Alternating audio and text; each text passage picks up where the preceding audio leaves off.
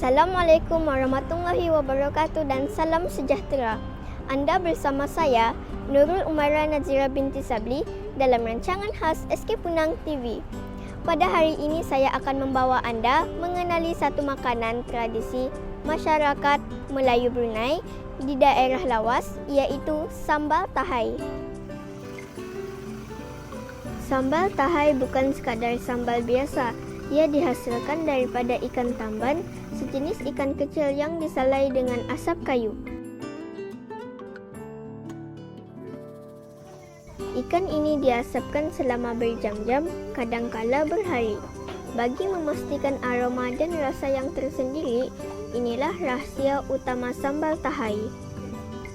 Kaedah menyalai ini diwarisi sejak turun-temurun. Penduduk kampung di pesisir sungai atau tepi laut akan menyalai ikan tahai menggunakan kayu bakau atau kayu rambai, menghasilkan bau yang wangi dan rasa yang kekal lama. Proses ini bukan sahaja mengekalkan kesegaran ikan, tetapi juga memperkayakan lagi rasa sambal. Puan, apakah juadah yang kita masak pada hari ini dan apakah bahan-bahan yang kita gunakan? Juadah yang kami masak hari ini ikan sambal tahai. Bahan-bahannya tahai yang sudah ditumbuk, bawang putih, bawang merah, sos cili, lada kisar, garam, gula dan penambah rasa. Setelah ikan disalai, ia akan dihancurkan dan dicampur dengan bahan-bahan seperti cili kering, bawang merah, bawang putih, gula, dan asam. Kesemua ini dimasak perlahan di atas api kecil sehingga naik minyak dan sebati.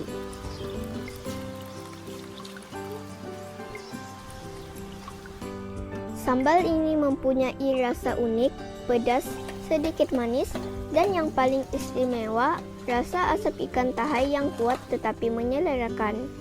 Baunya sahaja sudah cukup untuk membangkitkan selera.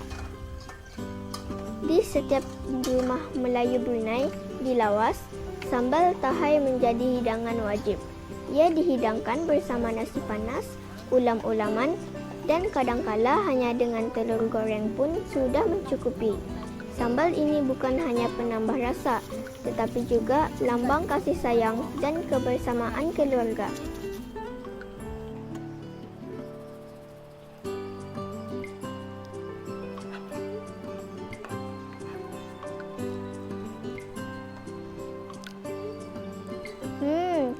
Rasanya masam manis, pedas, secukup rasa dan sedap. Sambal tahai juga boleh dimakan dengan kelupis, nasi himpit dan tumpi.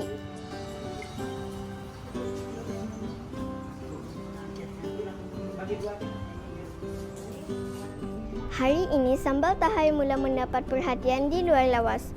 Usahawan tempatan mula membotolkannya dan memasarkannya ke seluruh negara.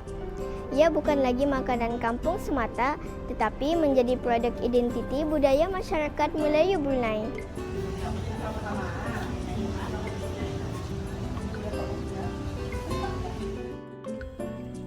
Sambal tahai adalah cerita tentang identiti.